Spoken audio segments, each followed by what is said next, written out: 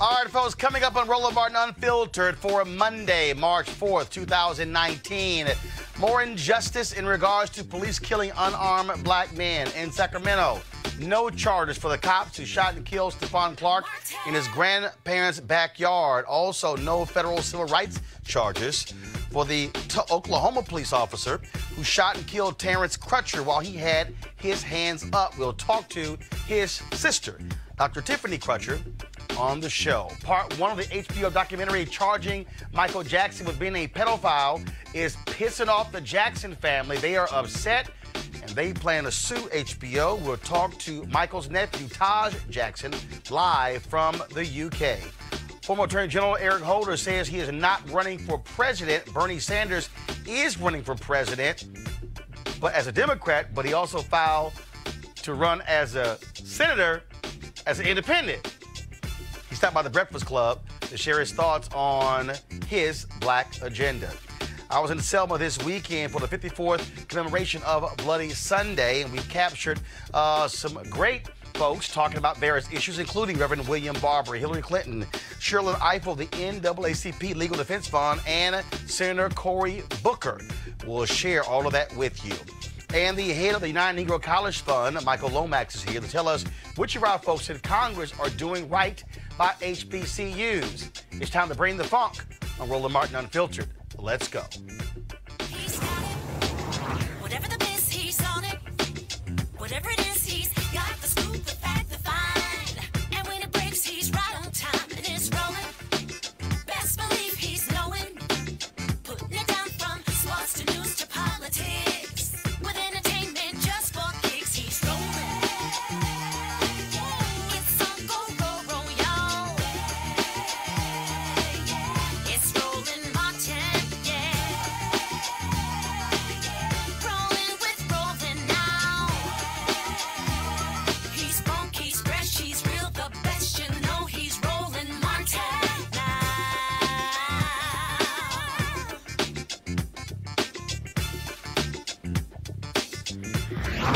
Martin.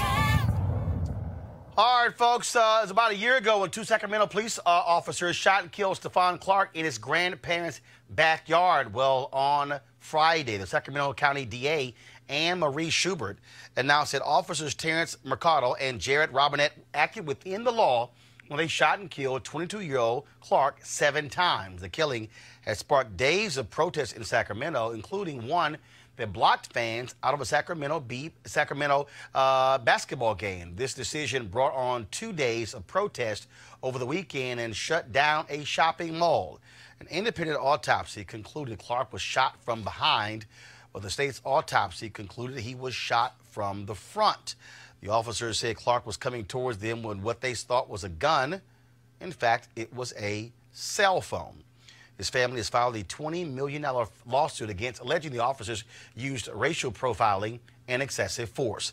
Clarke's brother, Stephon Clarke, 25, has filed paperwork to raise money to run for the mayor of Sacramento in 2020. Now, this weekend, we also found out that Terrence Crutcher, the former cop who shot and killed him in Tulsa, Oklahoma, she will not be facing any federal charges by the Department of Justice. Well, he's got his hands up there for her now.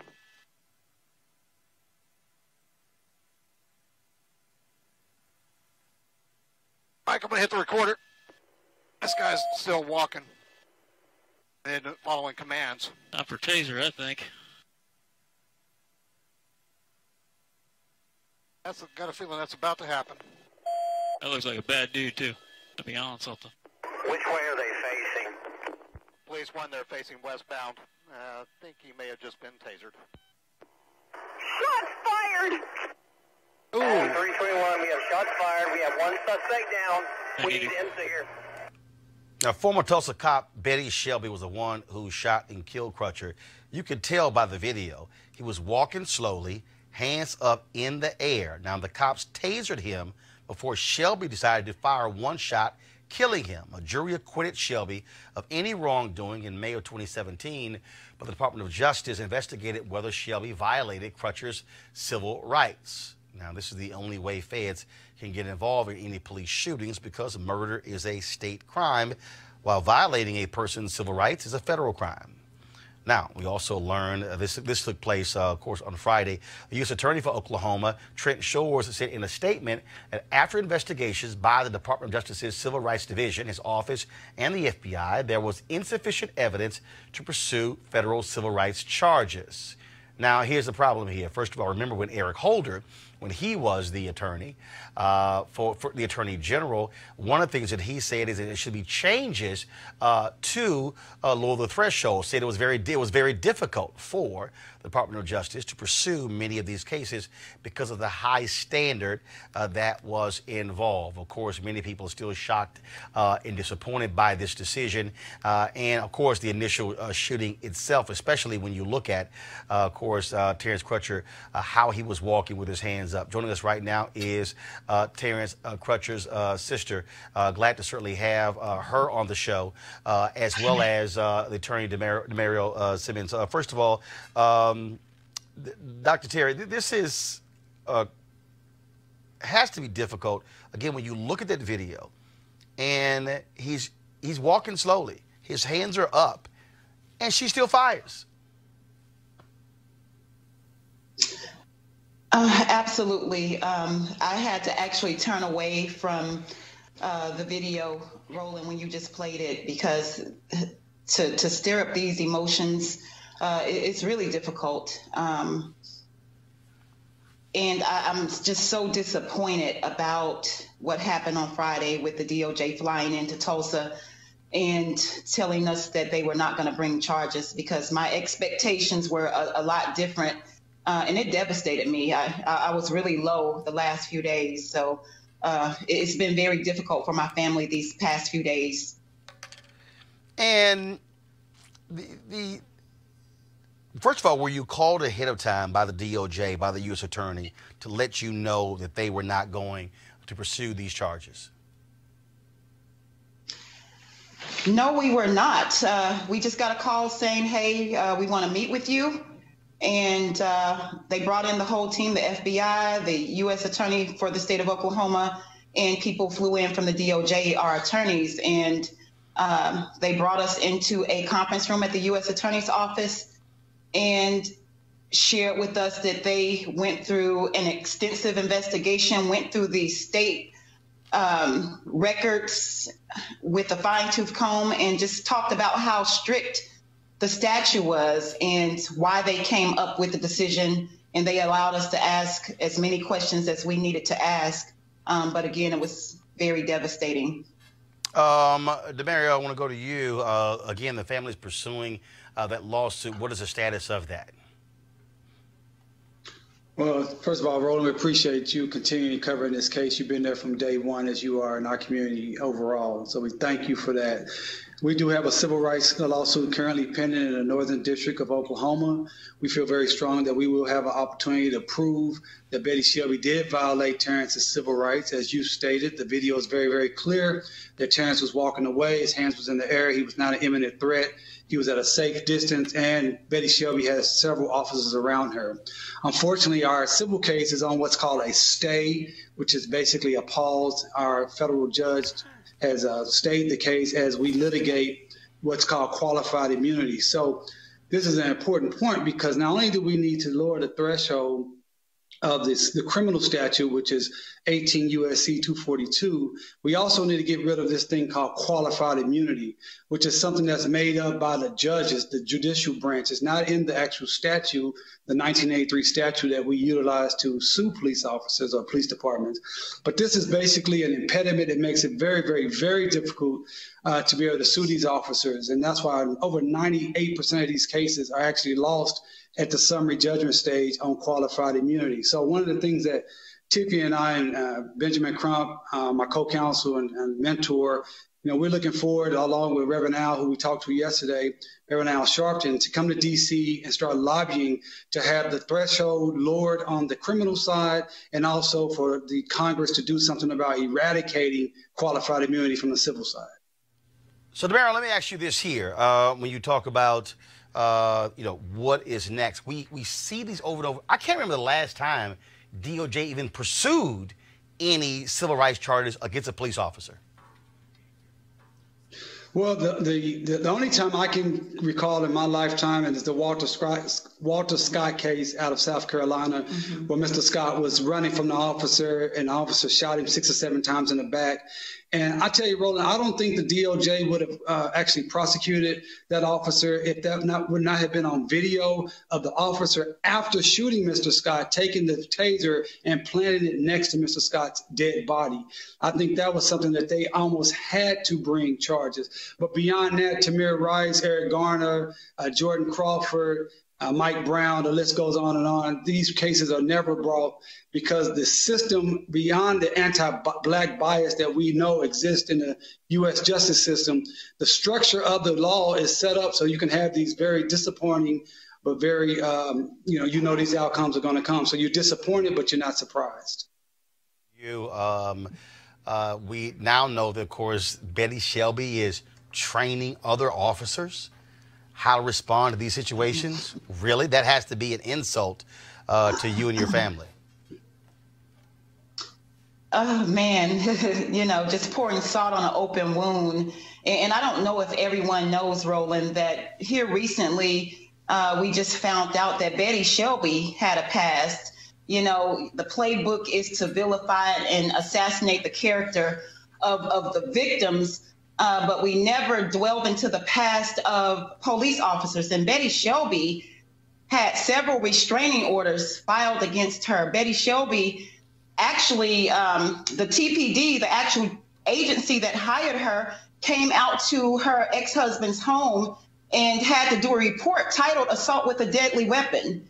Yet they hired her anyway. She should have never had a gun. Her own children took her to court for child abuse. But this lady was hired by TPD, and they unleashed this killer cop onto our community. But that was never brought up in the criminal trial, and they're saying nothing about it. But it's another shot fired, and it's devastated to know if she didn't slide through the cracks, my brother might be alive today. She has a history of violence.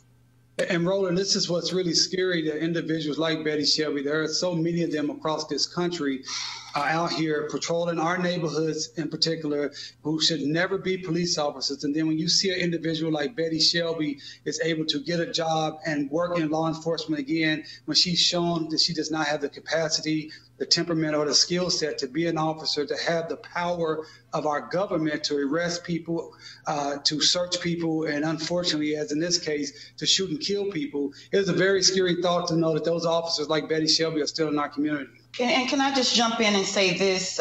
This whole federal statute about they have to prove willful intent, that she intentionally intended to kill Terrence. She made it very clear. I don't know if you all saw the 60 Minutes interview, but she stated that he made me do it. And I told him to stop and he wouldn't. I can't believe he made me do it and he's responsible for his own death. So, that's what you have to prove. I believe that she said it. She intended to kill him, because not complying or not stopping, getting on the ground is no reason to shoot someone dead. So it's really frustrating.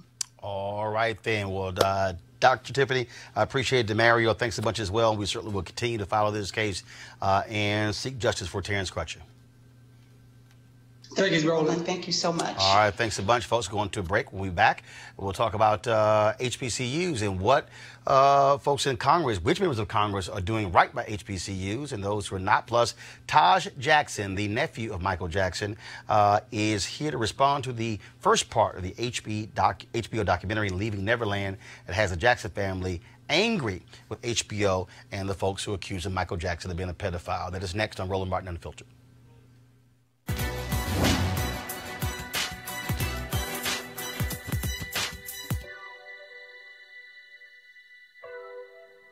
No one can figure out your worth but you.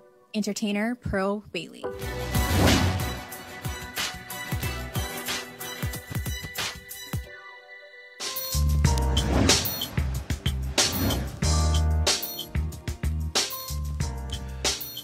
All right, folks, our hashtag HBCU Giving Day School of the Day is Wiley College, located in Marshall, Texas.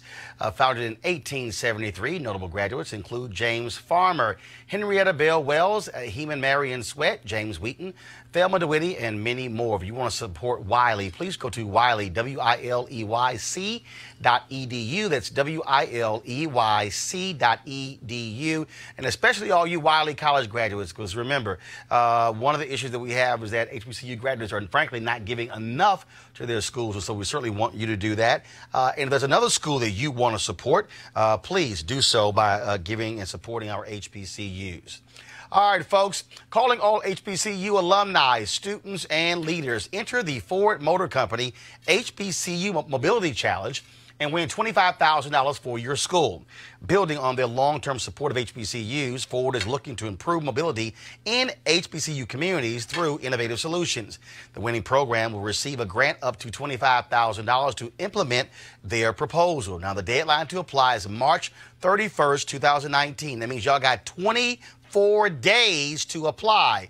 Go to fgb.life, fgb.life for more information and to apply. Remember, Ford goes further in our community, and we certainly thank Ford Cares for being a partner here with us at Roland Martin Unfiltered. All right, folks. Now, you know we often talk about historically black colleges and universities and how critically important they are. The UNCF now has created a scorecard to be able to, so you can see how senators, your senators, and members of Congress are supporting HBCUs. Joining us right now to talk about this scorecard is Michael Lomax. He's the president of the United Negro College Fund. Dr. Lomax, glad to have you here. It's great to be with you, Roland. So let's talk scorecard. So let's talk scorecard. Hey, I just want to say one thing. Yes. You said all those wonderful things about Wiley College, and you didn't say Melvin B. Tolson and the home of the great debaters. Well, put that on Chelsea. Chelsea, you the one. Didn't you put together the HBCU thing? Yes. Okay, blame Chelsea for that. She screwed it up. Just remember Melvin B. Tolson, who brought debating to Wiley College. Yep. And then that's the home of the great debaters. Another reason for it to be the school of the day. Oh, I got you. I got you. Chelsea, you screwed up. Damn it. All right. So you lucky I ain't say put the camera on you. All right, then. So the scorecard. Why did y'all want to do this? You know, in politics and in life, everybody says they're your friend. Everybody says they believe in you and they support you. But, you know, there are those who actually stand with you in times of need and assist you in real, palpable ways.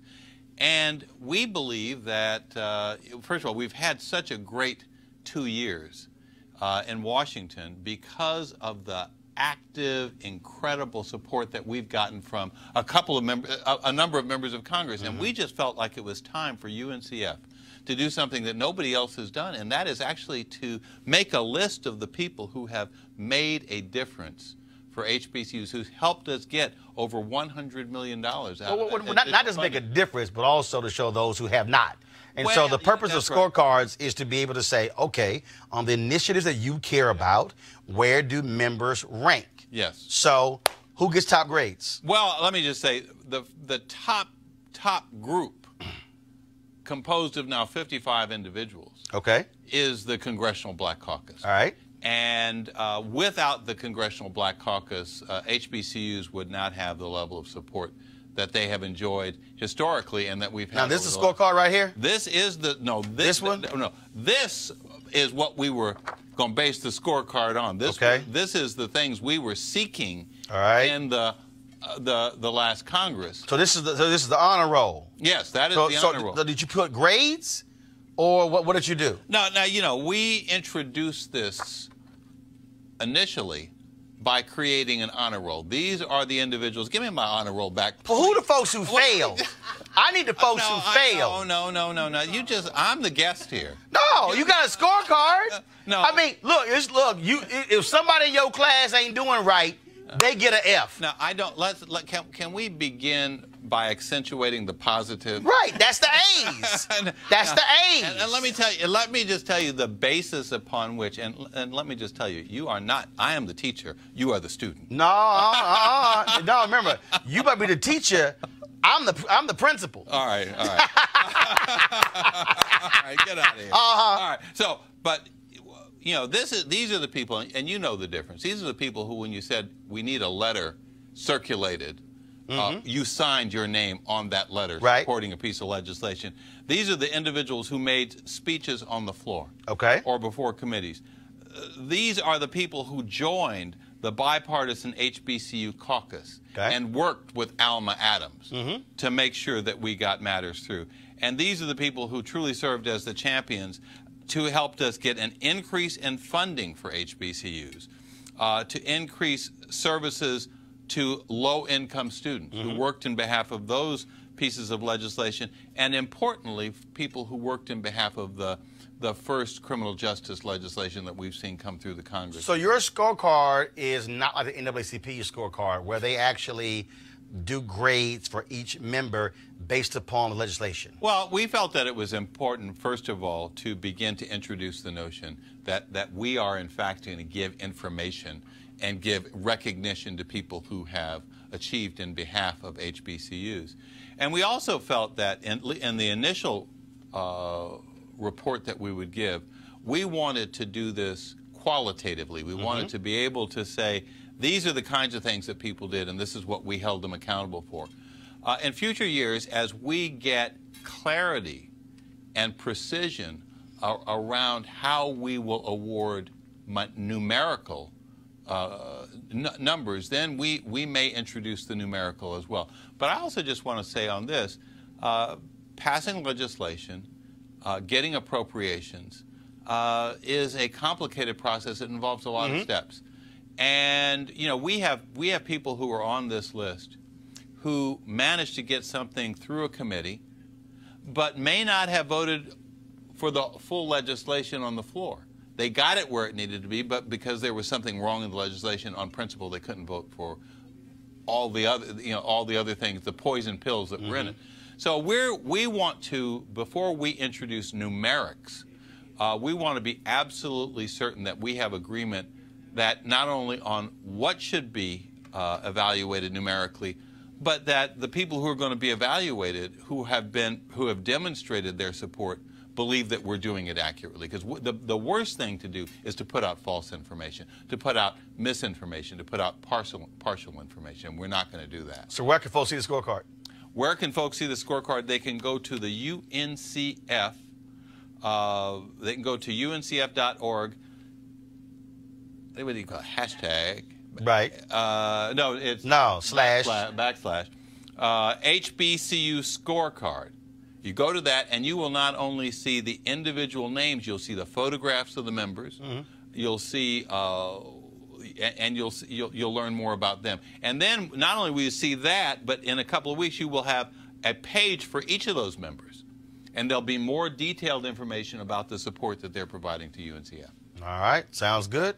All right, well, we appreciate it. Thanks for coming, dropping by, giving us the information on the scorecard. And let me just say, this is very consequential. And so that your viewers are now going to know who stood with Bennett College, who stood with Payne on, who stood with all HBCUs on getting additional funding, who stood with low-income students and helped us get more Pell funding. And tomorrow... So on that list, who stood, but who didn't stand? Well, you know, brother, if you're not on the list, you must not have been... No, I want to be sure, because again, though, there are people who are single-issue candidates. And so being able to judge candidates based upon this issue or others, I think is critically important. Well, you know, we are providing the information. We're getting there. We're going to probably get more detailed as we go forward. But, you know, you don't... Those details I want to see. Well, yeah, all right. No, because here's the piece. In Randall Robinson's book, The Debt, he talked, Maynard Jackson had, which who you knew very well. And I knew Randall Robinson very well. And first of all, Randall's still here, so we can't talk past tense. Well, I knew him. And Maynard Jackson had this idea of a card. Yeah. And that would be two-sided, that would be distributed to Black Americans, say, here are the various issues. And so whenever we would encounter a politician, it would be, okay, where do you stand on this? Yeah. I think it is important for us, whether they are Democrat or Republican, whether they are white, Black, Asian, Latino, does not matter, for folks to realize that, wait a minute, if that's my member of Congress, that's my senator, to be able to say, hey, where do you stand on these issues? Yeah. And being able to have that. So, for instance, I'm born and raised in Texas. I still vote there. I want to know exactly where Senator Ted Cruz and where Senator John Cornyn stand. So when I roll up on them, my deal would be like, yo, what the hell? How are you supporting TSU and Prairie View and Wiley? And so, and that's why I'm saying that. And then if somebody is doing well and they got an A, hey, appreciate you standing for HBCUs. Yeah. And first, let me just say, I know Randall, I knew Max, and so I Robinson. So I'm a little confused, wasn't expecting to hear those names. You know, I worked for and with Maynard, and learned a great deal from him. Maynard was a powerful elected official, and you know he was unequivocal in his approach. We are a nonprofit, nonpartisan 501c3. So we are going to be quite careful that everything that we do is within the bounds of the nonprofit. So, but you can still be a 501c3 and say, here's a bill, who supported and who didn't. That's just a fact. That's not. All right. Well, that's not partisan. I understand that the perfect may on occasion be the enemy of the good. I think that our honor roll is a very good first step on telling the story and putting on paper who are the people who are supporting HBCUs. And it's going to be, I hope, a clarion call to all members of Congress that they have an opportunity to be on the HBCU honor roll next year. And those who not on that list need to be jacked up. See, he wants an NRA type list. Yeah. He wants to see the F. No. I want to. No. I go back to in early 2000s when the NAACP did their scorecards. Yeah. When they would go to their convention, they would announce their scorecards for the automotive industry, for the hotel industry, and I remember that there were people in the hotel industry who said, yo, we had a C last year. We want to be in the A's and B's. But just remember, we're talking now not about industries. We're talking about elected officials. Yes, the folks who we vote for. And I also recall that there was one occasion when there were challenges to, and people raising issues about whether the NAACP had gone outside of its nonprofit status. We're not going to put ours at risk. Well, they didn't. They didn't, but they took a lot of grief. You know. Yeah, but you know, sometimes you got to call some folk out in order to get their attention. We're going to let you be our media leader. That's why I want the grades. And I'm going to be our nonprofit fundraising. I want to know. You can do all the fundraising you want to. All the friends he can make. I'm trying to get you more money. All right. Well, so I want to know who got F's, who got D's, and who got C's, so we can call them out to move them to the A's and B's. Well, I move them, my brother. But I got to know who got F's first. And so I need to see that scorecard, who got F. So this is the first one. That's nice. Honor roll. Yeah. That's great. But just like when you go to school, they put the honor roll people on the wall. They say all this sort of stuff. But in the classroom, they're like, your ass got an F. And so you ain't trying to be in the F category because you don't want to get left behind. And so now you look at your classmates in the 5th grade and you back in the 4th grade. Yeah, I know. Well, you know, I will say this.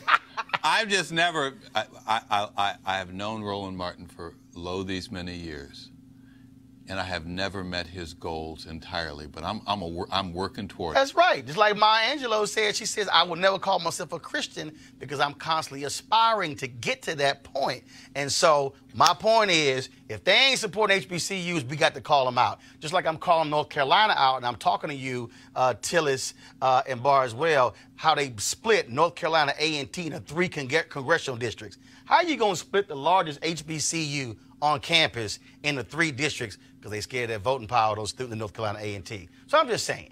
That's just a fact. You're just saying. Just a fact. Just a fact. All right, Doc. All right, brother. I want to see them F's and them D's. All right. We appreciate it, y'all. Check out the UNCF scorecard. And don't forget to support your favorite UNCF school and HBCU, because some of them are also public as well. And also PBIs like Chicago State. So it's all about getting our kids educated. Amen to that. All right. Thanks a bunch, Doc. Thank you. All right, folks. Now let's talk about, of course, last night, a lot of people were tuned in to HBO for the first part of the 2-part series, docu-series focusing on Michael Jackson, allegations of pedophilia. Man, social media was up in an uproar last night. They got mad with me even asking a question, are y'all going to watch? Here is clips from the docuseries. Everybody wanted to meet Michael or be with Michael. And then he likes you. I was 7 years old. Michael asked, do you and the family want to come to Neverland? We drive in and forget about all your problems. You were in Neverland. It was a fantasy. The days were filled with magical childhood adventure experiences. Playing tag, watching movies, eating junk food, anything you could ever want as a child. It's like hanging out with a friend that's more your age. Just kid things. They were just doing kid things.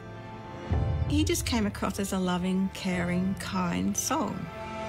It was easy to believe that he was just that. Out of a storybook, right? Out of a fairy tale. Hello, Wade. Today is your birthday, so congratulations. I love you. Goodbye. There's no thoughts of this is wrong or anything like that. He told me if they ever found out what we were doing, he and I would go to jail for the rest of our lives. Secrets will eat you up. You feel so alone. I want to be able to speak the truth as loud as I had to speak the lie for so long.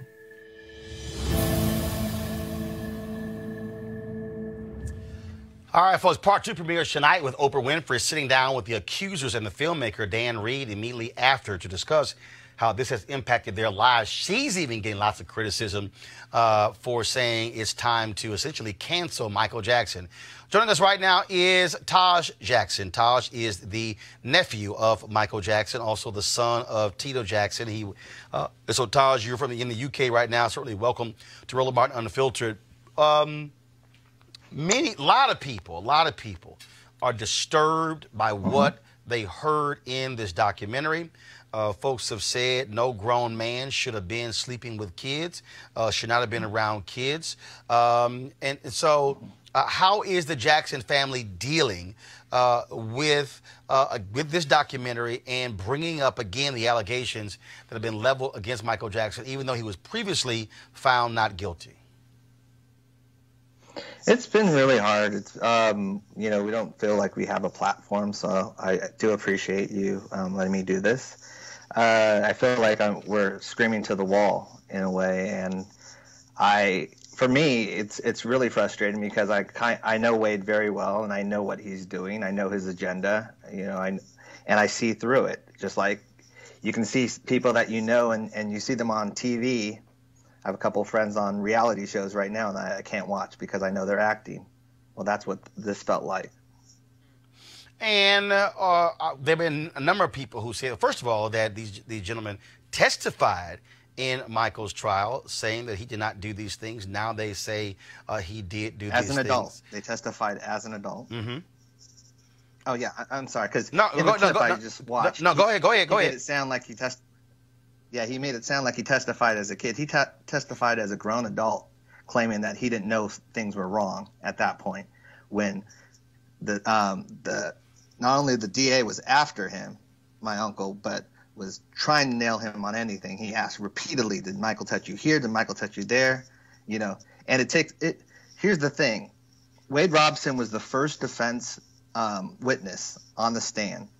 Do you think if my uncle molested him for 7 years, he'd put him on the stand as his first witness? I mean, that's the dumbest thing you could possibly do in front of all those sheriffs and all those people. So you're saying place he could be. You're saying Wade was a witness for Michael Jackson and not the prosecution? He was the first defense witness, the very first defense witness. Through all the cross-examination, he was very firm and very, very truthful.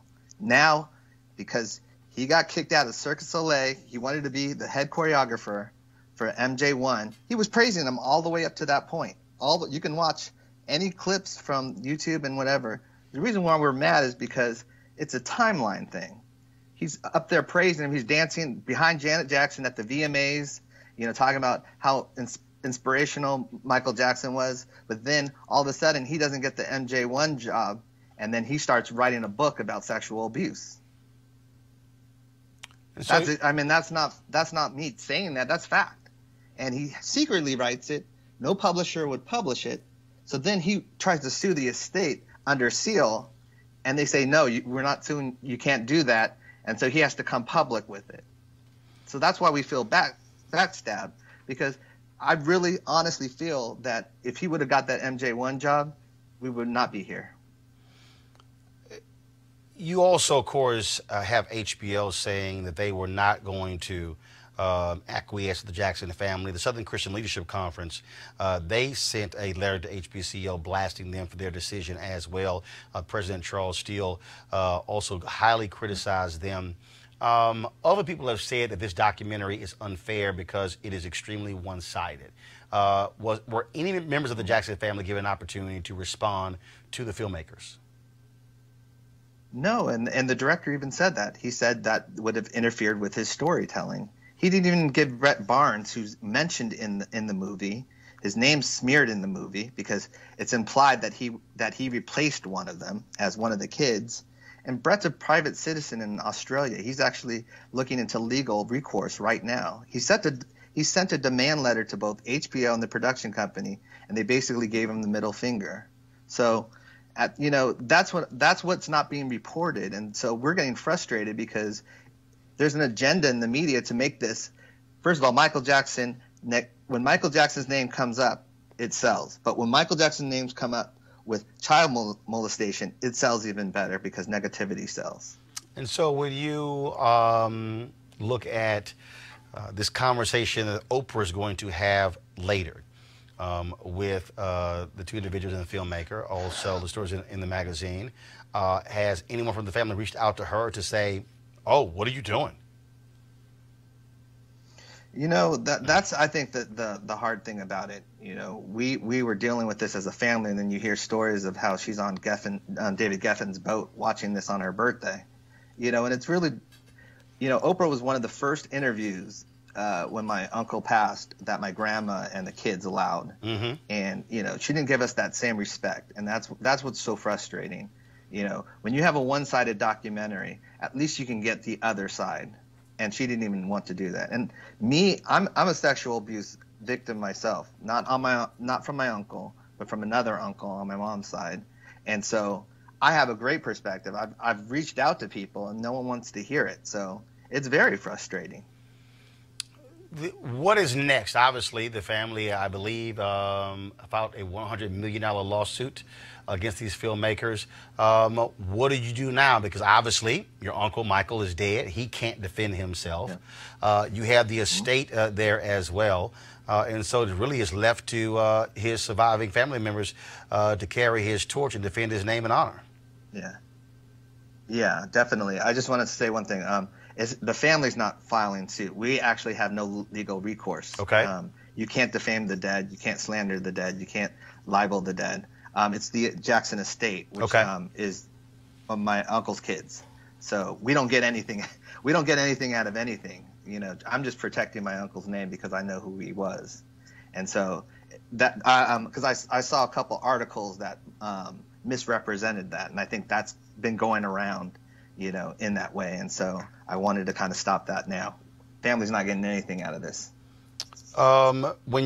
Last question, when you think about the future, when you think about legacy, when you think about what happens 10, 20, 30, 40, 50 years from now, are you and others afraid that when the name Michael Jackson is mentioned, folks will not say one of the greatest entertainers ever, the king of pop? They will say Michael Jackson, pedophile.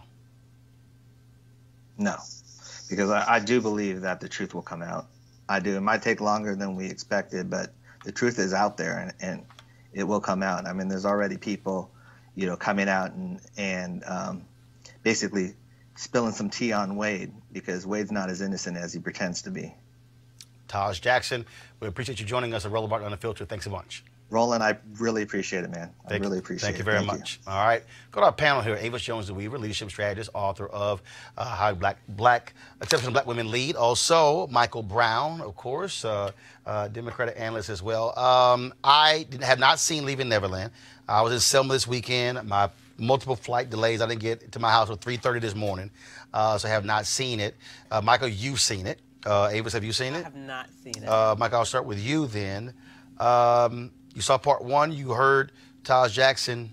Your thoughts? Well, my heart, clearly goes out to the family. No one should have to go through something like this without a level of fairness or a level playing field. Clearly, in America, people can do documentaries, but just seem to, if you look at the R. Kelly one, they had psychiatrists, they had other people giving other sides of the story. And this one is just absolutely one-sided. They literally just talk to the men and their families. That's it. That's all they talked to. So I thought there was a level of unfairness that accompanied this particular documentary. But clearly some of the facts in there were just awful. It was terrible. And I was sorry to hear that. I mean, most people, certainly in my age group. Well, not some of the facts that were offered. Some of the allegations that were offered. Correct. Because, again, Michael Jackson, Avis, was found not guilty when he went to court. Yes, you have the settlement with another gentleman, some $23 million as well, but a settlement is not an admission of guilt. What do you make, though, when you hear the Jackson family and then you see Oprah's involvement in the interviews in the O magazine, and then there are people who are saying, oh, absolutely, I'm going to stop listening to his music, he's a pedophile? I do feel for the family because it does seem easy.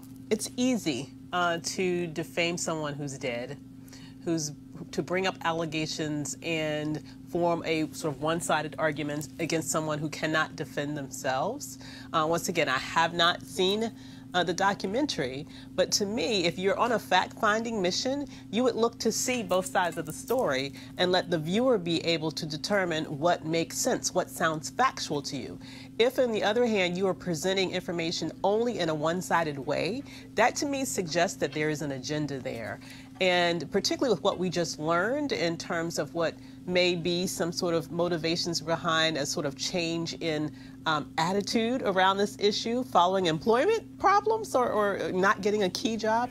Maybe that's some sort of motivation. I don't know, but it is sort of disturbing to me that there was not any care, it sounds like, putting into creating a more well-rounded presentation so that we could have some more confidence that we are really finding out facts rather than watching some sort of specific character assassination. I want to go to Eugene Craig, who's joining us via Skype, Republican Strategies. Eugene, you've seen both parts of the documentary.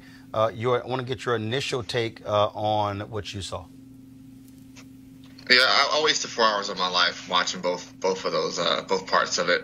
It's a completely one-sided documentary. It has the likeness of a 4-hour smear ad campaign, essentially. I don't understand how you can go on a fact-finding mission or be concerned about telling a story and not tell complete parts of the story. I mean, one thing that's been consistent in every single legitimate or story with legitimate allegations of child molestation when it comes to celebrities is that there's always a defector from the camp. I mean, they had not one person from the Jackson camp that could, verify that some of these things happened. So it was a horrible documentary. I can't believe HBO wasted their airtime with it. I can't believe HBO put themselves at liability with it. There's a reason why, publishers went and touched the book. There's a reason why, most other companies went and touched this particular documentary. And the thing is, and the interesting thing about it is that this, Wade was willing to sell his access essentially to Michael Jackson, and the time he spent with Michael Jackson, leveraging it to become an NSYNC's choreographer and Britney Spears' choreographer. And as Todd said, the second he didn't get the job with MJ1, now we have this situation here. But I watched both parts of the documentary. It's, 4 hours wasted of my time. Got it. And shame on Oprah. I think there should be a conversation about canceling Michael Jackson. There should be a conversation about canceling Oprah Winfrey. I want to ask you all about this. For the sit-down discussion she's going to be leading later tonight. I'm going to ask you this here. Mitchell sent this tweet out. Other people did as well. Michael, here we go to my iPad. Michael Jackson was under FBI surveillance for well over a decade. You don't see it. I don't understand why, but I'll try to replug it up. How about now? Do you see it? Okay, I'll just go ahead and read it. I'm not sure why it's not showing up. Okay. Michael Jackson was under FBI surveillance for well over a decade. They found nothing to substantiate claims of child abuse. He was also fully exonerated following his 2005 trial. Leaving Neverland fails to highlight these facts, and MJ is no longer here to defend himself. Now, what's also interesting is he sent this tweet. He said, last month, Elvis Presley received an all-star tribute to his life and career on NBC, all while his history of drugging and sleeping with underage girls was well known. Avis, your thoughts on those two? Especially the Elvis one. Well, you know, once again. You know how white folks feel about Elvis? Lord have mercy, for real. Don't do nothing about Elvis. Don't say nothing bad about Elvis. I'm not surprised, and that's true. I mean, when he met his wife, she was, what, 14 or 13? Something? So, yeah, we know about that. And they don't care. They're very selective when it comes to those types of things. But I did not know about this, what was decade-long FBI surveillance. I mean, to me, that is a very important fact. That's a key fact that suggests that if there was anything, because we all remember that time. We remember that time when there was a lot of pressure on Michael Jackson. If he was under FBI surveillance, trust and believe if there was something there to be found, they would have moved on it. It's my belief. Michael? And it would have leaked. Yeah. And that was the first I've heard that. I didn't even know. What year was that, Roland? When was that? What that was, first of all, in 2009, the FBI released their Michael Jackson FBI file. Wow. Folks, if you actually go to actually, let me pull it up right here. Here we go to my iPad. If you go to vault.fbi.gov, you will actually see the FBI files there on Michael Jackson. And so you'll see what they have here. And I'm going to read this here. Michael Jackson, 1958 to 2009, was a famous singer and entertainer. Between 1993 and 1994, and separately between 2004 and 2005, Jackson was investigated by California law enforcement agencies for possible child molestation. He was acquitted of all such charges. The FBI provided technical and investigative assistance to these agencies during the cases. The Bureau also investigated threats made against Mr. Jackson and others by an individual who was later in prison for these crimes. These investigations occurred between 1992 and 2005. So folks, when they say 10 years, they clearly they're talking about the threats, but they were involved in the previous terms of those two cases. Now, I'm going to pull up something here because Vanity Fair did a story where they said that there were fingerprints that were found on pornographic material in Michael Jackson's bedroom, where his fingerprints and the fingerprints of children were right next to each other on these magazines. Michael, then Eugene. Well, and then back to that second tweet related to Elvis. Yeah, absolutely. All the rumors and fact about him dating and marrying underage girls and taking them across state line, but also about all the music from African Americans that he stole. Yeah. So, I mean, there's several pieces that just makes this whole thing unfair when you're talking about music icons. But clearly, we still live in America. Eugene? Yeah, the thing is this, right? Part of the investigations with threats made about Michael Jackson was him having to allow the FBI to some degree into his life. Also, let me say this here. Also, the documents, I'll tell you about Radar Online, they have absolutely horrible credibility on anything that they report. They get more stuff wrong than I've ever seen in my life. Eugene, go ahead.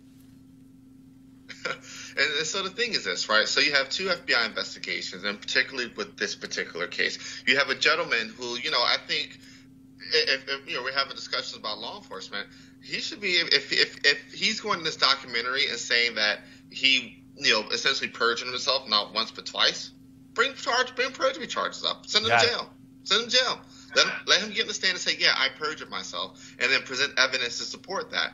But the thing is this, Oprah should be shaming herself for giving these two a platform, because the issue is this. The documentary by itself is illegitimate. Got it. Her lending her name to the story starts to legitimize it. All right, then. All right, well, Leaving Neverland Part 2 airs tonight, and so we'll see what the fallout is going to be tomorrow. Let's talk a little politics. Former Attorney General Eric Holder announced today he is not running for president, but in an opinion piece published in the Washington Post, he wrote that he would focus on stopping the gerrymandering that disenfranchises certain citizens and added, quote, "We must restore the core of our democracy and protect voting rights. There's nothing more fundamental to the well-being of our nation than the right to cast a ballot in fair elections, free from foreign interference. The Republican Party has used voter ID laws, gerrymandering, and purging of the voters' rolls to undermine that right while doing nothing to protect our electoral system from another foreign attack. We must reconstruct the Voting Rights Act to ensure that every American has a full and equal say in our democracy. This is a defining civil rights issue of our time." Now today, the Breakfast Club, they aired an interview they did with Senator Bernie Sanders. Of course, he is officially running for president. He of course, filed as a Democrat, but he also filed to seek his Senate position as an independent, which is causing Democrats to say, like, dude, what the hell? Over the weekend, he announced from his hometown of Brooklyn, about 13,000 folks were there to, of course, help him out, of course, but he needs, of course, black folks if he wants to win this nomination. And so he went on the Breakfast Club, and Charlamagne the God asked this key question to Bernie Sanders. Now, does Bernie Sanders, this is a question that we've been asking of all Democrats, does Bernie Sanders have an agenda for black people? Absolutely. What is it? All right. Look, we start off, as I mentioned, with massive disparity in the general population. Mm-hmm. Very few have a lot. Most people have nothing. Then you got another form of disparity, which is a wealth disparity. All right. So right now you have the white community, the average white family, owning 10 times more wealth than the average black family. You have a health disparity. Infant mortality rates in the black community, I think 2.5 times what they are in the white community. You got an education disparity. We talked about a criminal justice disparity, where African Americans are much more likely to be arrested and put in jail. Those are disparities that have got to be addressed. There is a friend of mine, Jim Clyburn of South Carolina. Yes, sir. And Representative Clyburn came up with an idea, which I think we should build on. He called it 10-20-30, which says that you focus federal resources on those communities most in distress. And at the same time, you got to deal with institutional racism. I remember redlining, for example. Mm-hmm. If you're a small business person, I talked to a guy in Milwaukee last year, and he had, it seems to be, a moderately successful business. I said, Bernie, I'm going, black guy, I'm going to the banks. I can't get a loan. So we got to deal with racism and discrimination within the financial services committee, within the financial services industry. You got payday lenders. My God, unbelievable. You know what the interest rate for the, and they rip it off on the most vulnerable and poorest people. So to answer your question, we do have an agenda. And it's an agenda that we will fight vigorously for. All right. What y'all think? Where's the agenda? It sounded like random rambling. I mean, he brought up real issues. He talked about the wealth disparity. He talked about financial services industry. But I don't see any specific policy proposals. Although I have to tell you, that's not surprising to me because he spent nearly 30 years in Congress without passing for specific policies. So my challenge with him is that he comes up with, you know, he says things that resonates with people because they're based in truth. But if you look at his history of actually producing legislation and leading legislation that has led to change on anything, it's a very, very, very, very, very thin record. Michael, that was one of the things that when Congresswoman Karen Bass, the chair of the CBC, was here, she actually said it. She said, okay, where are the bills? What has he done? What has he advanced? Interesting question, and that's why he was struggling to answer. And it's a little odd. Obviously, you're running for office. You're going on an African-American show. You know you're going to get that question. It seems like you'd be more prepared, at least to run down, even if you didn't write the laws, you can say what you voted for. He didn't even do that. So he's struggling, and clearly, and it's going to be different. The table before with Senator Sanders and Hillary, you know, made it, you had a clear choice. Now, you have other people that are going to pull from that supposed base that Bernie Sanders has So I don't know how formidable he'll be. He's not going to be the Democratic nominee. But, Eugene, here is also the difference. You've had the former Colorado governor who announced today he's running for president. You might have literally 4 or 5 more people run.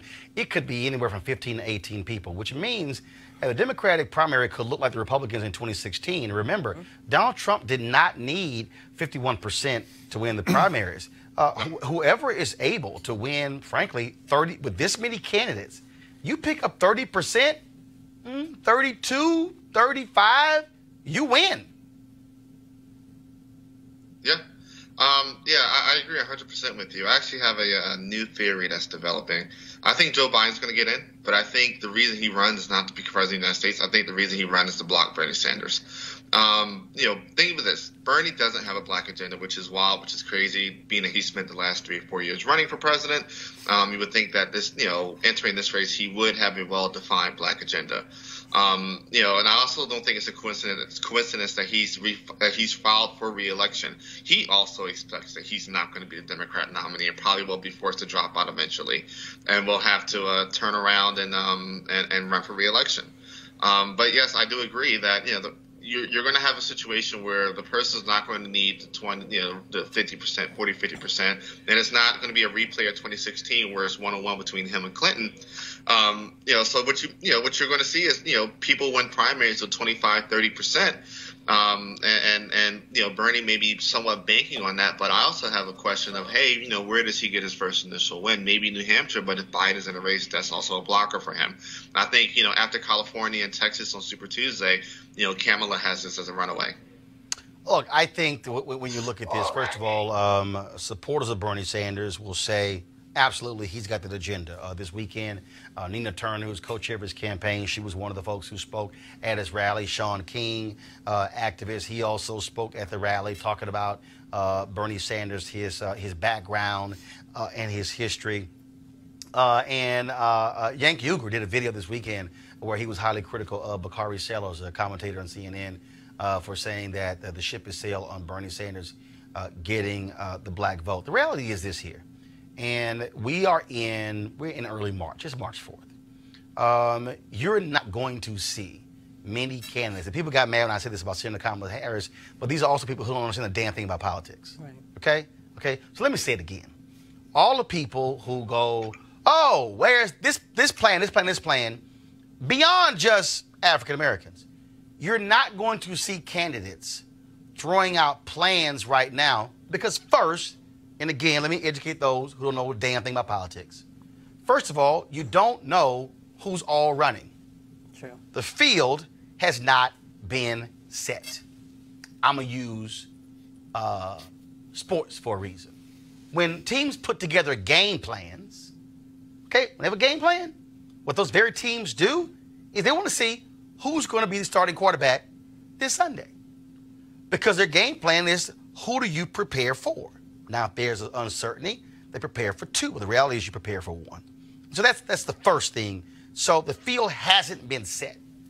You're not going to see extensive plans, white papers, whatever you want to call them, from these candidates because of that. 2, the first debate, I believe, I saw something about June. Or July. So you're not going to see anybody really get specific because right now, you're in the stage of, I'm trying to get people to know who I am. I read a story in Politico where it was like, oh, Kamala Harris, she's out there, and so, so she should be specific. Amy Klobuchar, oh my goodness, her former staff member says she was like a terror. You're in the stage of people who are not known entities. Right. Bernie Sanders is different because he ran for president in 2016. He ran across the country. His name ID is a lot higher. And so I think what's going to happen is you're going to see all these candidates talk in general, not offer specifics, and then once the field gets set, once we know if O'Rourke is running, once we know if Biden is running, once we know if Senator Sherrod Brown is running, and then all of a sudden, right before that debate, then it's going to be, okay, now it's game on. Michael, that is, I think, how this thing is going to play out, and you're seeing it right now. It's absolutely correct. And I think what you'll see It'll be interesting to see how this is where the chairman of the party really can play a role. Now, it's diminished a lot. When my father was chair back then in the Lee Atwater for the RNC, my father for the DNC, those were really strong chairs. If you remember back in '88, there were a whole lot of people running. Rockefeller, Senator Harkin, Gephardt, people all over the place. Clinton, Gore, a lot of folks. And the chairman at the time said, you know what? We're going to get you through maybe late spring, and then we're cutting everybody, and we're going to pick who it is. And that's what he did. He said Bill Clinton's going to beat Bush. And he made the decision. Whether Chairman Perez or not will be able to do that, I don't know. It certainly didn't happen on the Republican side. No. Trump just beat him to death in 16. No, it's not going to happen. First of all, Avis, it's not going to happen because Tom Perez is scared to death of any criticism of putting his thumb on the scale. He's going to allow this thing to play out. The thing that's going to be interesting, though, is what Senator Chuck Schumer does. As I saw a piece today in the New York Times, because here's the piece. The Democrats have a very good shot at taking back the Senate, but they need strong candidates. Yeah. You've got folks, like, for instance, the governor of Montana, I ain't never heard of him, y'all, okay? he really, really believes that he should run for president. And according to the New York Times story, his wife has said, I'm not interested in moving to D.C. unless you're president. They're like, dude, run for the United States Senate. Yeah. And so Schumer is going to be in a position of calling people saying, you know your ass can't win. Right. So I don't know why you're still running. Because, look, between now, when those debates come up, and then you start getting to August, September, October, November, you're going to have early voting in California, Iowa caucus. Look, if you're down at the bottom, and you're down there at 1%, 2%, 0.5%, you might need to get the hell out of the race instead of taking up space. And if there are people who actually can be better Senate candidates, you want strong Senate candidates. Absolutely. I mean, whoever, if hopefully the Democrats win, it would make such a huge difference if they also had a Senate that they could work with, right? And so this is an important goal. But I am concerned, as you mentioned, I don't know that Tom Perez has the strength as a leader to really go out there and do what needs to be done, particularly with the whole sort of Bernie bro atmosphere around, oh my God, we were so wrong last time. And the fact, and let's also be real about this, I really also believe that the Russian interference is out there, not just generally. It is specifically tuned into helping the Bernie camp. So this is a challenge that the Democratic Party has to sort of live up to and acknowledge and be willing to speak out loud. This is very simple, Eugene. This is the last point before I go to a break. This is very simple. From the Democratic standpoint, first of all, people need to stop assuming Trump is going to lose. He's the incumbent. He's going to have the advantage of being the incumbent. Republicans are going to solidify around him because they like power. What you're going to see. The question is going to be, are you going to have those same Democrats who voted for Obama continue voting for Trump? Are you going to have white women wake the hell up and realize, oh my God, we screwed up in 2016? No. Are you going to have independents who are going towards him? But I got to say this here. These black people who are not Blexic, who I see on Twitter and on YouTube and Facebook and Periscope saying some of the most dumbass stuff I've ever heard in my life by saying, well, I'm fine for another 4 years of Trump. They have no idea what he is doing to the federal bench. They have no idea that when you talk about filing a lawsuit and based upon who that judge is, you're not going to have a shot. If you're pissed off at our lead story, Stephon Clarke, as well as Terrence Crutcher, guess what? It's a Trump Department of Justice. And so so again, all these folks who are saying that, they don't know a damn thing about politics because the nation is not just based upon, oh, why is him is no big deal. No, it's every agency, every department, and then that money that goes, then what happens to the states and the rules and the procedures and all those different things that has an impact on who is sitting in the Oval Office.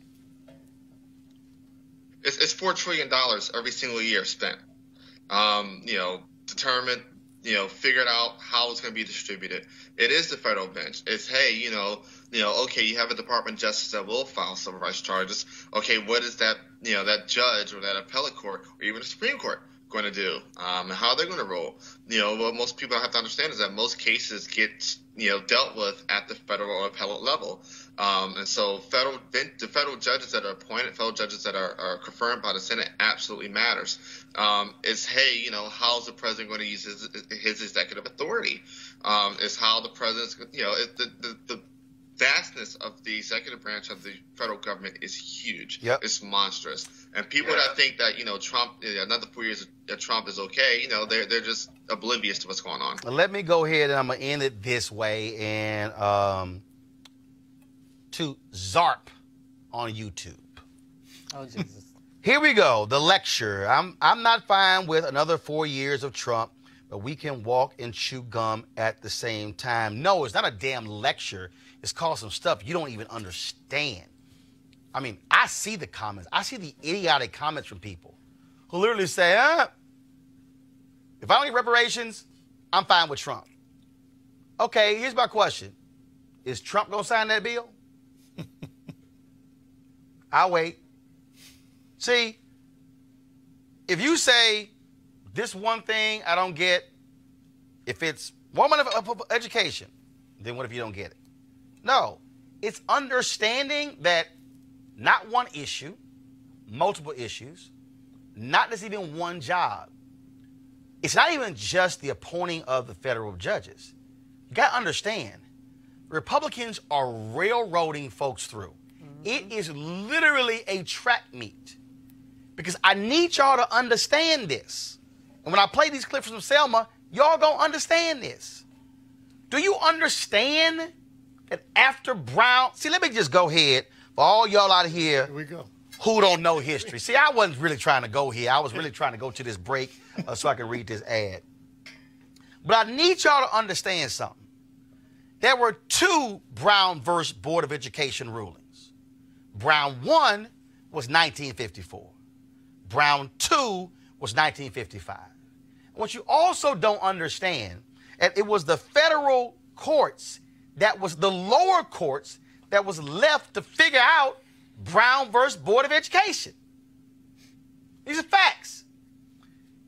Do you understand that law was created as a result of Brown versus Board of Education? Injunctions did not exist. That was a creation of the federal bench because you had folks in those southern states who they would have a ruling in a court in the morning, and some legislatures would pass a new law in the afternoon. And they would go back to court the next morning to get an injunction against that law. It happened in Louisiana, in Mississippi, in Virginia, in South Carolina, happened all those places. And what I'm trying to lay out to you is it was the federal bench, the federal judges who were making those rulings, who were saying, Mississippi, you can't do this. Alabama, you can't do this. Georgia, you can't do this. And so for all y'all sitting here who are saying, it's no big deal, they are putting people on the federal bench. They put on one woman who is 35 years old, 11 years out of law school. They are putting people, one dude had never in his life, I need y'all to hear me, Donald Trump, aided by Senator Mitch McConnell, put a dude on a federal bench who had never in his life filed a legal motion. I ain't a lawyer. I ain't never filed a legal motion. I got as much experience as that fool. And some of y'all are saying, yeah, okay, that's fine. No. Do the math. We're 24 years away. I told y'all, we're 24 years away from America being a nation that is majority people of color, 2043. That judge who was 35 Do y'all know how old she gonna be in 2043? 59. Most federal judges serve today in their 70s and 80s. So let me do the math for y'all. If that one woman who's 35, if she's gonna be 59 by 2043, let's say she stays on a bench until she is 80, which is, look at Ruth Bader Ginsburg. Okay? Look at Ruth Bader Ginsburg. Numbers don't lie. That means that this one woman will be a federal judge until the year 2064. Jesus. That means that when America becomes a nation, majority people of color, she will serve, if she serves till she's 80, she might live longer. She will be serving another generation, another 21 years. And some of y'all are fine with that. Now, I know some people out there going, Roland, you saying vote Democratic. Actually, no, I'm not. I'm saying don't vote for his ass. When I'm saying don't sit the hell at home and let him get reelected. I want y'all to go listen to Reverend Jackson's 1984 speech at the Democratic National Convention. I want y'all to go listen to Reverend Jackson's speech at the 1988 Democratic National Convention and listen to him talk about leadership. Listen to him talk about moral authority. Listen to him talk about character and why that matters. Listen to him say he would rather have FDR in a wheelchair than Reagan on a horse. What you have right now literally are grifters in the White House. You got that right. Individuals who have no problem taking whatever. This is the Trump administration right here. Zoom out. Zoom out. This is the Trump administration. Should I grab this? I can grab this. I can grab this. Here, why don't you take this? That's what you got going on right now. That's true. And we got folks who are sitting here saying, I'm not going to vote. It don't matter. You lost your damn mind. Now, it's 2019. The election's not until 2020. But I'm telling you right now, black folks better wake the hell up and realize that this attack ain't on illegal immigrants. It's not about undocumented workers. What you have going on right in here is an attack on people of color. And he is pressing the buttons. He is aided by Fox News.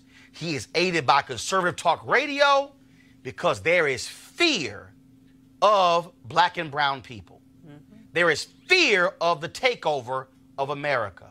And they want to hold on to this power as long as they can. So some of y'all can sit here and attack other black folks and attack people who say, I'm not going to support this man. But I'm telling you something right now.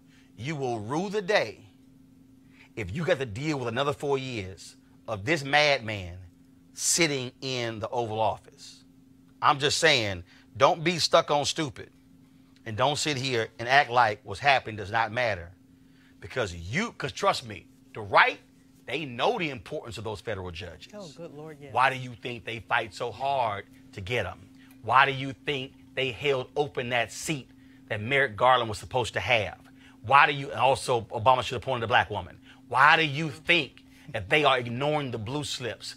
Why do you think that they weren't so concerned about losing the House, but they damn sure didn't want to lose the Senate?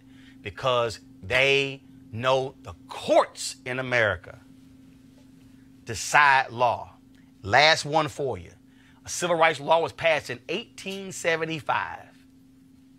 8 years later, the United States Supreme Court in 1883 overruled that Civil Rights Act, and they said civil rights is really up to the states, and the 1883 Supreme Court forbid Congress from banning segregation.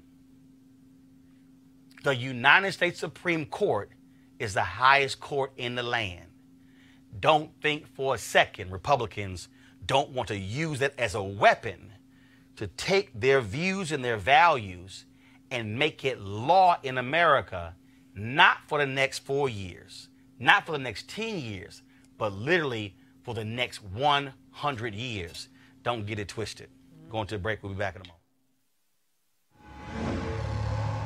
Hey fam, I want you to like, share, and subscribe to our YouTube channel, youtube.com/Roland S. Martin. And don't forget to turn on your notifications. All right, folks, beginning of the year, of course, I participated in the Dherbs full body cleanse, and of course, it was about losing some weight. It's about getting healthier. I got to get my golf game because, see, I got to take more of Michael's money.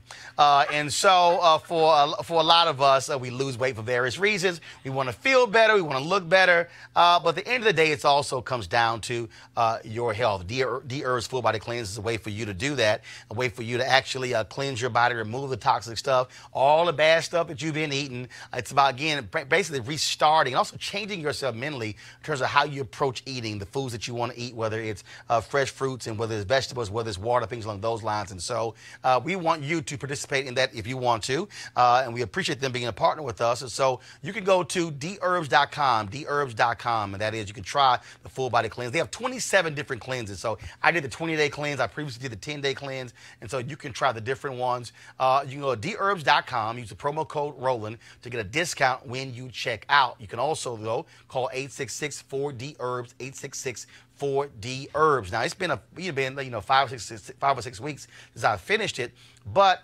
how it changed my thinking in terms of what I ate, when I ate, and how I ate also is critically important. So go to Dherbs.com or call 866-4-DHERBS. Don't forget to use the promo code Roland if you want to get that discount. And so again, we thank Dherbs for being a partner of the show. And also, this is a black-owned company. Remember that, okay? Brother who started this, CEO, he's a brother. And so we also want to support black-owned businesses.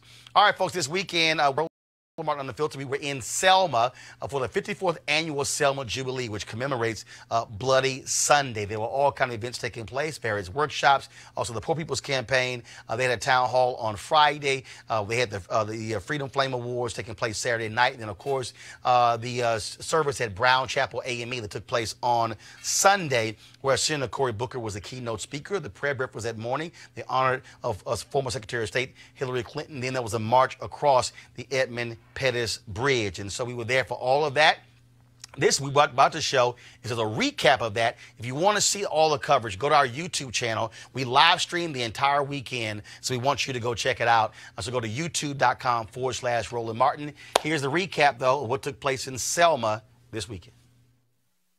He said, the whole history of the anti-slavery movement is studied with proof that all measures devised and executed with a view to ally and diminish the anti-slavery agitation has only served to increase, intensify, and embolden that agitation.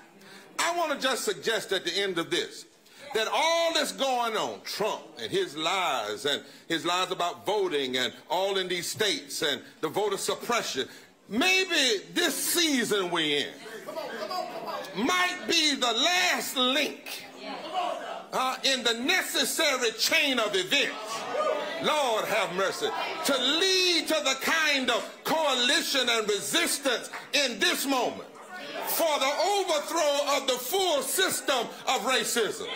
Because the truth of the matter is, every time there has been an attempt to stop justice, there's always been a people that instead of stopping them, it emboldened them. It emboldened them. It emboldened them and increased their agitation. I suggest today we ought to be emboldened. And I suggest today we ought to be agitated. And I suggest today we ought to come together. Lawyers, sue like hell in the court. Those of us that can't go in the court, march and protest like hell in the street. Push our legislators and our congressmen. For this might be the moment that was necessary to wake us up again. I also need you to vote in every election. Every election. What has happened is we have allowed our system of voting and our thinking about what our responsibility is to be hijacked by the presidential election. Now, the presidential election, if you don't know how important it is by now, I can't even help you, because what we are living through right now is evidence that the presidential election is critical and important, and you have no excuse for not participating in the primary and in the general election. We have lots of candidates running on one side, one candidate running on the other side. Let's hear the policies. Let's not put this into personalities. Let's hear the policies. Let's hear the vision they have for our country. That's what we want. And you got to vote in that election. But here's the news. Elections in this country do not happen every 4 years. Elections happen every year. There are elections this year wherever you live. There are municipal elections coming up in the city of Montgomery, Alabama. City council and mayor. I need you to vote. The probate judge was just here. You know what happens on election day when we come out and we man the polls and we have problems? People bring the wrong voting machine to the black polling place. You know who we have to call? The probate judge. So if you're in the election booth and you vote for the president and you vote for the governor and you vote for the senator and you vote for Representative Sewell, and then you see the probate judge election, you say, I don't know them. That's a problem. So wherever you live, and call your cousins and your family and tell them every election, the school board, the county commission, the probate judge, the railroad commissioner, the constable, the justices of the peace, every election, we have given away our power. Even you who chastise young people and tell them how people died on the bridge, you don't even vote in every election. Because when you see the DAs, you don't even know who they are. It's time out for that. Now we have to vote in every election if we're to honor those who came before us. And finally, let me just say that you know that the scripture says that faith without works is dead. And so if you are a believer, it is your obligation to engage in the work of justice, to engage in the work of peace, to engage in the work of truth. Those of us who have dedicated our lives to doing this work every day, we don't ask you to do it every day. We just ask you to show up in the moments when you can make a difference. And never let anyone tell you that you can't make a difference. You can make a difference. And if we are to honor the Bernard Lafayettes, and the Viola Liozos, and the John Lewises, and the Thurgood Marshalls, and the Constance Baker Motleys, if we are to truly honor them, then we should be able to ask ourselves, give yourself a 1-month check, past 30 days, what did I do to advance the work that those who came before me did to make it possible for us to sit together like this, looking like we do in this church in peace. It is our sacred obligation as citizens of this country, as people of faith, as African-American people who were brought to this land in shackles. It is our obligation. We've gathered today because if the lion is unable to tell his own story, the hunter will. We must tell the truth. We've come to Brown Chapel and to Selma every year because this is the place that truth spoke loudly to America. For truth is what love looks like in public. Truth walked out of this church towards a bridge that brought out this nation's unrelenting commitment to racialized oppression through state-sanctioned violence. And here we are today, as the Department of Justice has failed twice this past week to defend black life from state-sanctioned violence. We must tell the truth. We must tell the truth after we have received reports of abuse of migrant children in state-sanctioned cages. We must tell the truth. We must tell the truth as 2.5 million people are incarcerated in this country. We must tell the truth. We must tell the truth that there are food deserts in Selma, Alabama. We must tell the truth. We must tell the truth that African Americans still in this country are twice the unemployment rate in this country. We must tell the truth. There is no way we can get to an economy that works for everybody, that produces good jobs and rising incomes and inclusive prosperity if we don't protect the right to vote. There is no way we can have guaranteed quality, affordable health care if we don't protect the right to vote. There is no way we can deal with any problem, whatever it is that you are worried about, if we don't protect the right to vote, and then if people don't get up and actually go to vote. And when you heard the report from the LDF, I hope you paid attention. Because I was in the Senate. Sherrod was there. I'm not sure if you were there yet, Corey, but we were there when we passed in the United States Senate 98-0 the reauthorization of the Voting Rights Act. We had a Republican president, George W. Bush, who said he would sign it, and he did. It was based on thousands and thousands of pages of testimony as to why we still, as a nation, devoted to the law and liberty that should guarantee every one of us equality, needed the Voting Rights Act. I thought it was a done deal. Passed out of the Congress, signed by a Republican president, and then it found its way to the Supreme Court, because I want you to just never forget, there is an other side in America, and they never give up. They never quit. They're never discouraged. They are motivated every single day to try to pull back rights, to try to suppress rights, to try to prevent people from fulfilling their own God-given potential. And so they did go to work. And when they went to work, they found a receptive Supreme Court who came up with the most absurd decision. There are a lot of absurd decisions, but this is, in many ways, the most absurd. The Congress is supposed to legislate based on evidence and facts, which we did, and then it gets up to the Supreme Court, and they say, oh, you don't need that anymore. We don't need that voting rights stuff. You don't have to hold states and municipalities accountable. We're beyond all that now. What nonsense. Absolute absurd nonsense.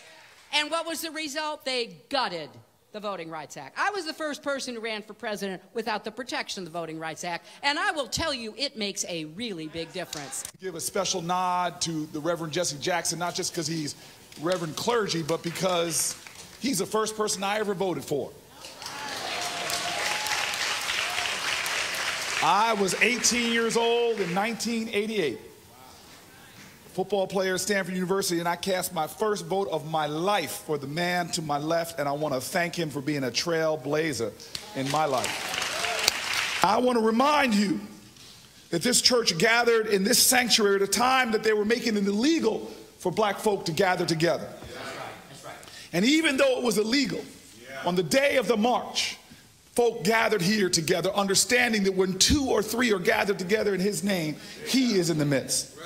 But it was 600 that came together that knew that in that unity is strength. That in the midst of raging hate, you can still form a sanctuary of love, that you can still form a beloved community. They gathered as a testimony that the true definition of hope is not allowing despair to ever have the last word.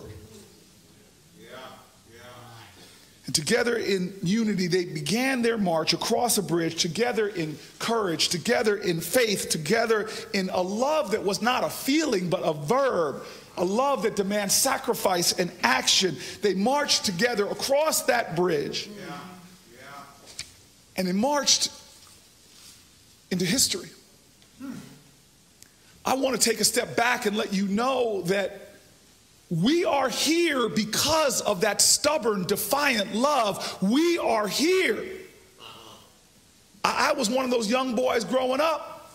My parents got upset walking around like I had somehow earned the privileges of my time. My dad is like, boy, don't you walk around this house like you hit a triple. You were born on third base. My parents brought me up knowing I owed a debt. You mentioned all my degrees. My dad was like, boy, you got more degrees in the month of July, but you ain't hot. Life ain't about the degrees you get, it's about the service that you give. Again, folks, you want to see the full speech by Senator Cory Booker, go to Roland Martin, go to my Roland Martin Unfiltered YouTube channel, youtube.com/Roland S. Martin. Real quick, final comments. Michael.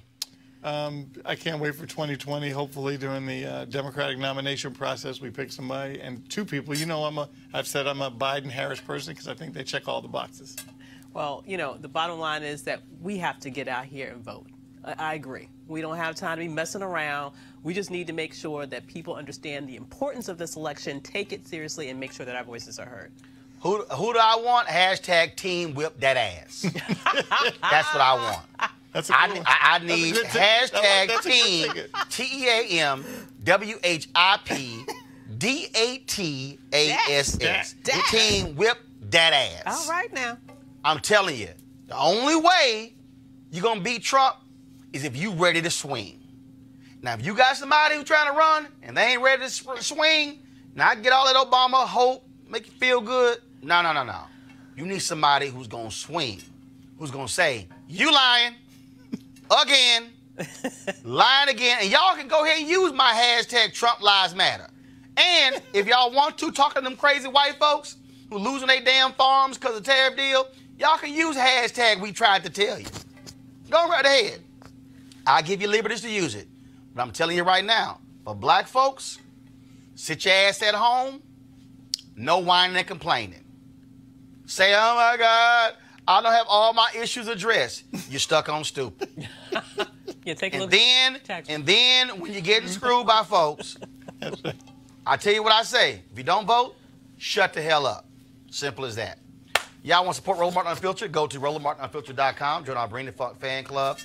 Friday, we're going to roll the video of all the folks who have given to us, and we certainly look forward to that. If you want your name on that, go to the website right now. You can give via the Cash app, PayPal, Square as well. You can give monthly. You can give, of course, at one time. But every single dollar goes to support us going to Selma. We've got some other trips planned for this month. You see, unlike a whole bunch of, go ahead and drop the music. Let me just go ahead and this last one. And I didn't really mean to go here. I know we over our time, but I got to go ahead and say this. It's a whole bunch of sorry-ass people who call themselves new black media, who all they do is sit behind a damn camera and behind a desk, and you ain't never seen them at any black events. Let me just go ahead and say that, okay? See, I don't just stand behind this table. I actually go out and talk to people, actually go to places like Selma, go to Montgomery, go to Birmingham, go where folks are. See, that's what we do on Roland Martin Unfiltered. So the rest of y'all out here who call yourselves new black media, why don't y'all do what old black media did? Get the hell up and go actually talk to black people and not just behind a microphone. Go actually cover something. Bring the cameras where the people are and talk to the people. Because, see, some folks play at this. I chose at 14 to be a journalist. I don't play at this, okay? This is what I committed my life to do. And so that's why we want you to support what we do, because we're about covering our story from our perspective and not just sitting here just chat, don't cover nothing.